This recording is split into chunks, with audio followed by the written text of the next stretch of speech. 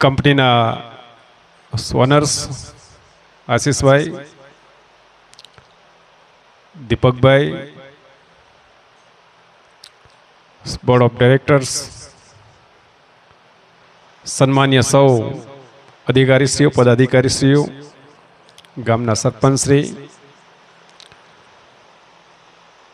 વિશાળ સંખ્યામાં વધારેલા સૌ શુભેચ્છક ભાઈઓ, બહેનો, માતાઓ, વાલા બાળકો તેમજ પત્રકાર મિત્રો, સૌ પ્રથમ તો મેટગ્રો કંપનીના ઓનર્સ, એમની ટીમ ને અભિનંદન, આભાર વ્યક્ત કરું છું કે આપ સૌએ આપનો પ્રોજેક્ટ અમારા બનાસકાંઠામાં કાંકરેજ વિસ્તારમાં આપે સ્થાપિત કર્યો છે અને શરૂઆત કરી છે, બદલ ખૂબ ખૂબ શુભકામનાઓ, ખૂબ ખૂબ અભિનંદન.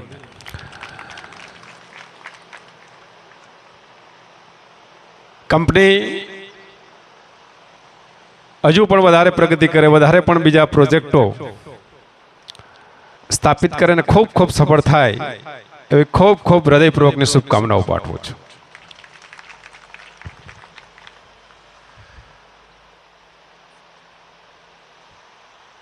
આપણું બનાસકાંઠા, આપણું કાંકરેજ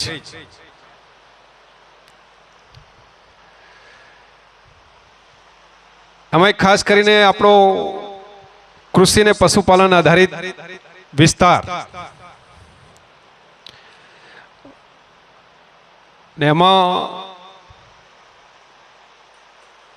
થોડા આપણે ફ્લેશબેકમાં જઈએ તો 21મી સદીની શરૂઆતનો સમય, અને એ સમયની અંદર વીજળીની ખૂબ સમસ્યાઓ, અને એ વખતે અહીં ધારાસભ્ય શ્રી તરીકે સ્વર્ગસ્થ મગનસિંહજી વાઘેલા હતા.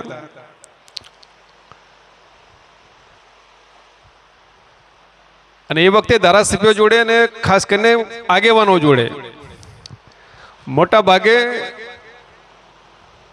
રજૂઆતો આવી આપતી, એમાંથી 90% રજૂઆતો વીજળીની સમસ્યાઓને લગતી આવતી હતી. અને એમાં ડીપી બળી જાય એટલે ઈશ્વરલાલ 2-3 મહિને ડીપી આવતી, અને ડીપી જ્યારે આવે ત્યારે પાક પણ બળી જતો. આવી સ્થિતિ હતી, આવી સમસ્યાઓ હતી. આ સમસ્યાઓનું સમાધાન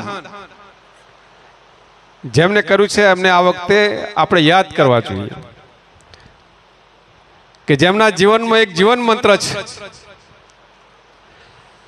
કે આફતમાંથી એને અવસરમાં બદલવી, અને એ વ્યક્તિનું નામ છે દેશના વડાપ્રધાન આદરણીય શ્રી નરેન્દ્રભાઈ મોદી સાહેબ.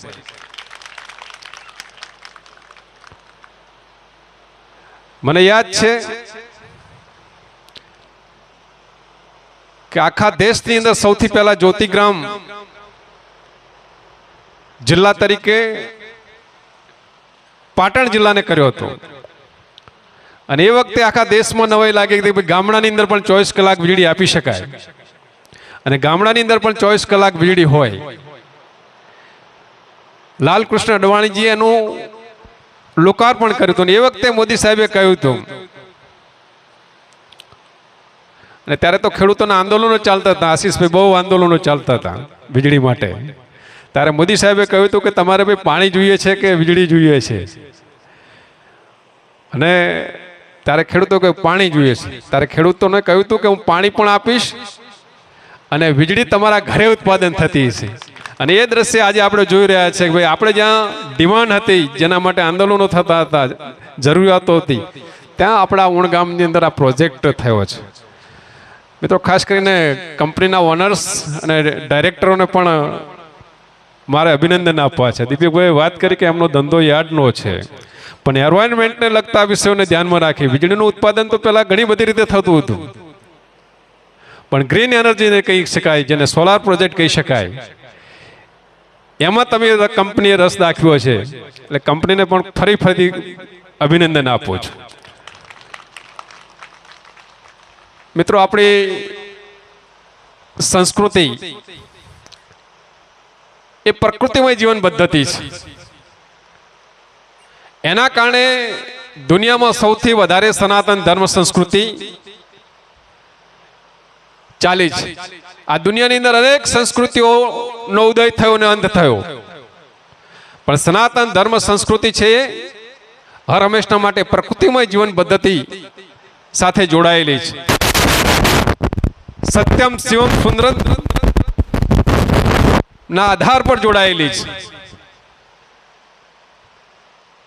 આપણે દેશી ભાષામાં એવું કહીએ કે ધરતી માતાને પગે લાગી ગઈએ કે આ ધરતી માતામાં આપણે જન્મ્યા છીએ અને ધરતી માતામાં આપણે સમાઈ જવાના છે. દરેક આત્મા, એ મનુષ્ય હોય, પશુ હોય, પંખી હોય, પ્રાણી હોય, વનસ્પતિ હોય, આ બધા જ આત્માનું સર્જન, એની રચના આ ધરતીમાંથી જ પેદા થાય છે અને ધરતીમાં જ સમાય છે. એના કારણે આ સંસ્કૃતિ લાંબી ચાલી છે. અને એવું કહેવાય છે કે આદિ અનાદિ અંત સુધી આ સનાતન ધર્મ સંસ્કૃતિ રહેશે. એની પાછળનું કારણ મેં કહ્યું પ્રમાણે આપણે પર્યાવરણને માનીએ છીએ. દુનિયાના દેશોની અંદર જે પણ સમસ્યાઓ ઊભી થઈ છે, એ સમસ્યાઓનું કારણ પ્રકૃતિના વિરુદ્ધનું કામ.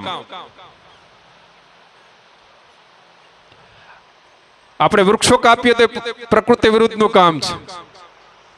વૃક્ષોમાંથી કોલસા બનાવીએ, ખનન કરીને આપણે કોલસા ગાડીને વીજળી બનાવીએ, એ પણ પ્રકૃતિ વિરુદ્ધનું કામ છે.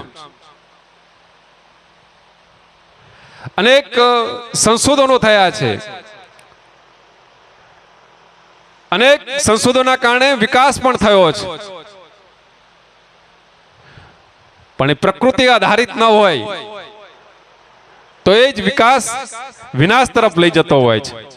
જ્યારે પ્રકૃતિમય જીવન પદ્ધતિ, અને એમાં ખાસ કરીને આજનો જે પ્રોજેક્ટ છે એના માટે મારે આ વાત મૂકવી પડે છે કે આપણે જરૂરિયાત વીજળીની ખૂબ છે. આજે તો ગુજરાત વીજળીની અંદર એનર્જીમાં સરપ્લસ પણ થયું છે. એના માટે પણ મોદી સાહેબની સરકાર, ભારત સરકાર અને ગુજરાત સરકારની નીતિઓ છે. એ નીતિઓના કારણે આજે આપણે સોલાર પ્રોજેક્ટ આધારિત વીજળીમાં અવ્વલ નંબર છે. આવનારા દિવસોની અંદર આપણે હજુ પણ ઘણા બધા પ્રોજેક્ટો જે પ્રકૃતિમય રીતે પર્યાવરણને બચાવવા માટેના પ્રોજેક્ટો હોય, ગ્રીન એનર્જીને લગતા હોય કે અન્ય ડિપાર્ટમેન્ટને લગતા પ્રોજેક્ટો હોય, તો એ પ્રોજેક્ટોનું આપણે એનું પ્રોડક્શન થશે, એનું લોન્ચિંગ થશે, તો આપણા માટે, પર્યાવરણ માટે, પ્રકૃતિ માટે અને દુનિયા માટે ખૂબ સારું રહેશે. ઘણા બધા દેશો એવા છે કે જેની અંદર પર્યાવરણને પ્રાયોરિટી આપી રહ્યા છે. આપણે પણ પર્યાવરણને પ્રાયોરિટી આપવી પડશે. આપણે પર્યાવરણને બચાવીશું તો પર્યાવરણ આપણને બચાવશે. અને આવનારા દિવસોની જે કોઈ પણ સમસ્યાઓ છે એ ક્લાઇમેટ ચેન્જના કારણે પર્યાવરણને લગતા પ્રશ્નો છે, અને પર્યાવરણના લગતા પ્રશ્નોને સોલ્યુશન માટેનો ઉપાય એટલે આજનો આ પ્રોજેક્ટ છે. તો આ પ્રોજેક્ટ ખૂબ સફળ થાય. આવનારા દિવસોની અંદર એનો લાભ આ વિસ્તારને થાય, આપણા પ્રદેશને થાય, આપણા દેશના લોકોને થાય, અને આ કંપની, આ પ્રોજેક્ટ ખૂબ ફૂલો ફાલે, ખૂબ વિકાસ કરે એવી શુભકામનાઓ સાથે મારી વાણીને વિરામ આપું છું. ધન્યવાદ. ભારત માતા કી જય. વંદે માતરમ.